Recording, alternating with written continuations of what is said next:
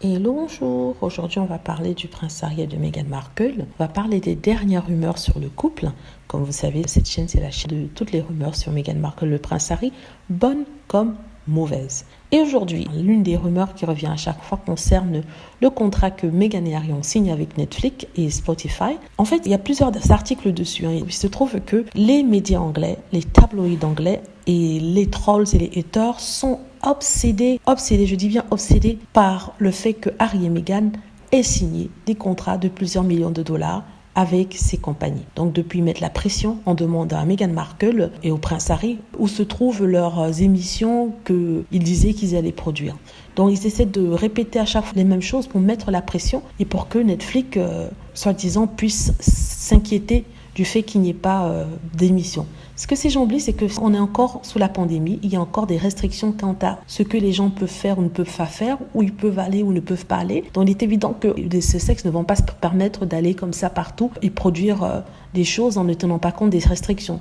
Donc j'imagine déjà les titres des journaux si ça arrivait. Mais bon, ces tabloïds sont tellement avides et sont intéressés par le gain qu'ils ne pensent même pas à ça. Parce qu'ils savent qu'ils ont des lecteurs qui sont un peu stupides, un peu bêtes, qui se fichent de savoir si c'est vrai ou c'est pas vrai, ou si c'est même logique et qui rentrent dans le piège de la haine aussi facilement contre ce couple-là. En tout cas, ils sont obsédés. Ils veulent savoir pourquoi Meghan Markle et les princes Harry ont signé les 150 millions. Où va l'argent ? Même si l'argent leur appartient, ils veulent quand même savoir où va l'argent de Meghan Markle et le prince Harry. Mais moi, sincèrement, quand je dis ça, je dis mais ça ne vous regarde pas, ça ne vous concerne pas. Vous n'êtes plus ceux qui donnent l'argent au prince Harry et à Meghan Markle. Ils vous l'ont remis cet argent, ils ont claqué la porte, ils ont move on, comme on dit en anglais, c'est-à-dire qu'ils sont passés à autre chose. Et c'est à eux de passer à autre chose. Mais eux, ils ne le veulent pas. Ils s'accrochent.